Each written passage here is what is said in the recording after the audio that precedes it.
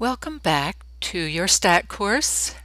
In this lesson, I'll decorate these slides with art from Paul Klee for reasons that will become clear in a moment.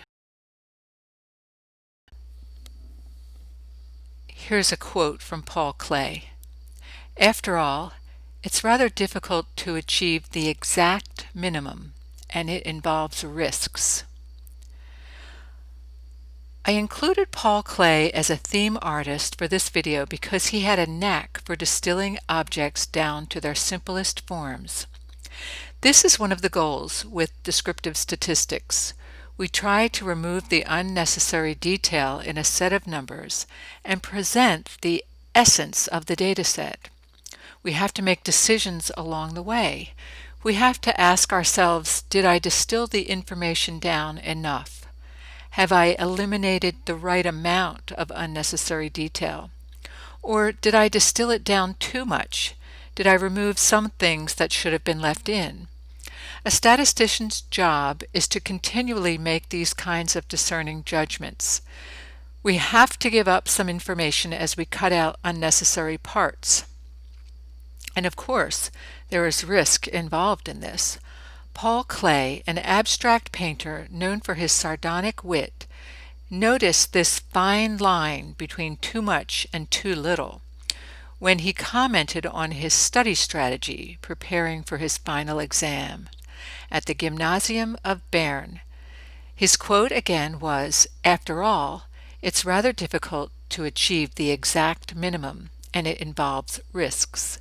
So he followed the same strategy in his art that he did in his academic preparation: minimalism. Do as little as possible, but as much as necessary. He did squeak by, though, with a barely passing grade.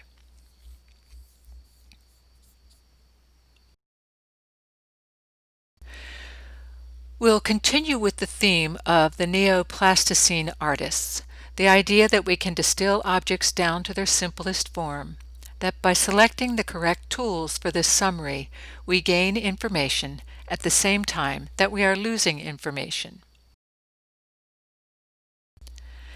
This video will focus on Chapter 4.2, Summation Notation.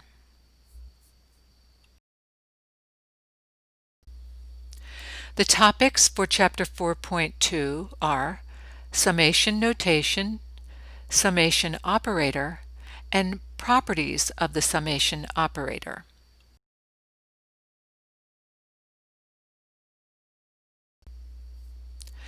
Summation notation is a mathematical shorthand to help us craft a formula that can capture the mean score in a set of numbers. Why do we need to learn to subscript? In prior slides, we considered X the symbol for everyone's score. We now need to distinguish one person's X from another person's X. We use a subscript to represent each person. It could be anything, the person's initials, for example. By convention, we will use each person's case number.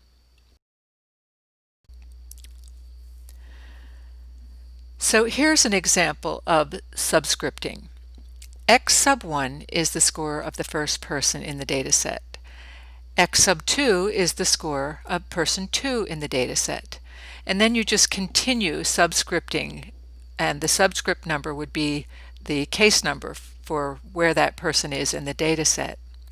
X sub I is the score of the ith person in the dataset, and X sub n is the score of the last person in the dataset.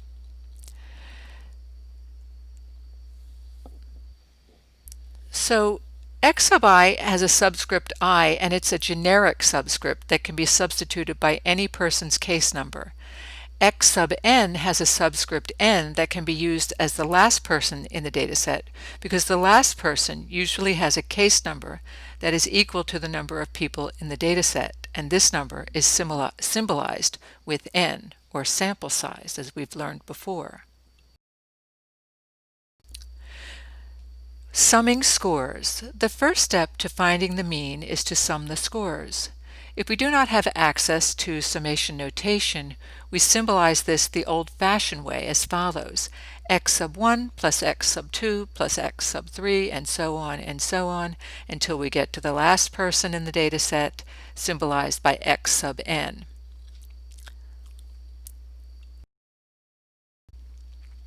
With the summation operator, we can simplify the process, and we can use this new symbol, which is represented by an uppercase Greek sigma.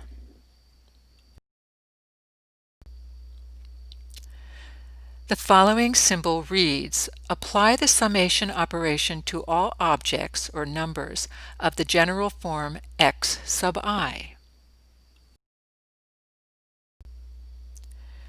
Now let's take the summation operator apart piece by piece. Here's some detail for the summation operator. We'll read the new symbol as follows: begin adding numbers when the subscript I has a value of 1.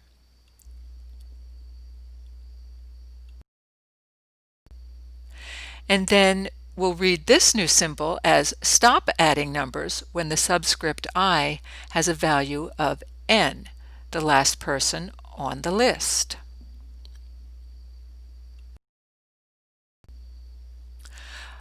Our new notation is simpler and it's more elegant, and it gives us a way to add the numbers up that's more streamlined than the process from a few slides back.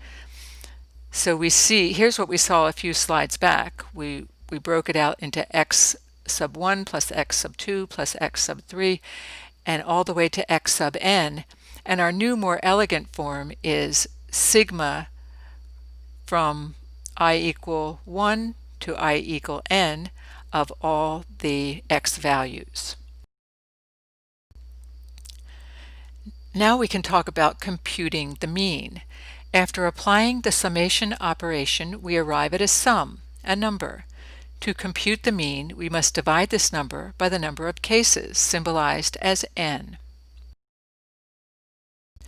X bar is the symbol for a mean of a dataset. So this formula reads: the mean of a set of numbers, the dataset, is equal to the sum of all the numbers in the dataset divided by the number of people in the dataset. Sometimes we can be less formal in our notation and abbreviate the formula for the mean as follows. We're just leaving off the n and the I from the summation symbol, the sigma symbol.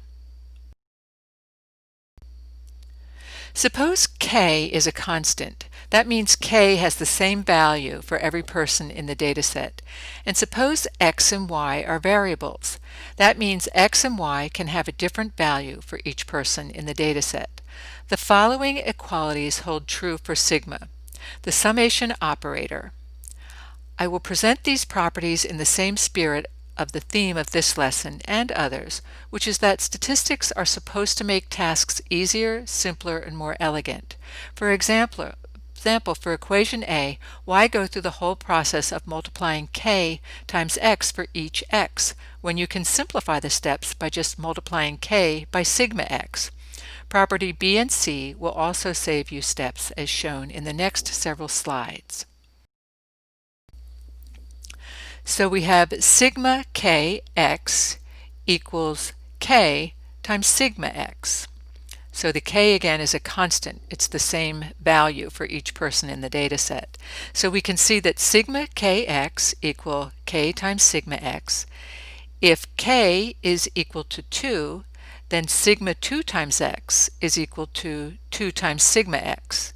And if sigma 2 times x equals 2 times the sigma of x, which is 15, 2 times 15 is 30. Here we see that sigma times the quantity x plus y is equal to sigma x plus sigma y.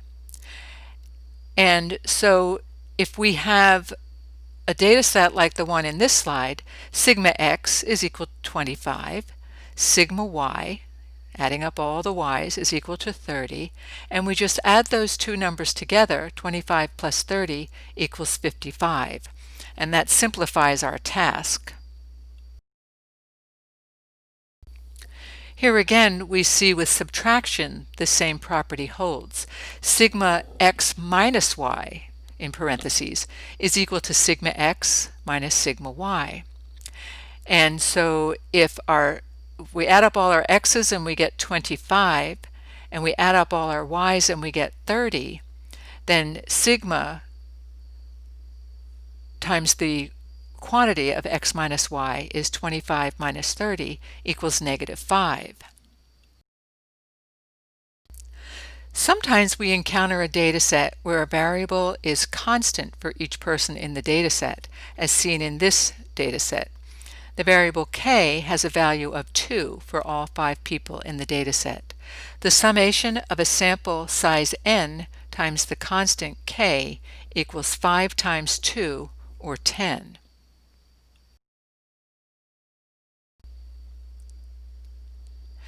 So our next video will focus on Chapter 4.3, which is linear transformations.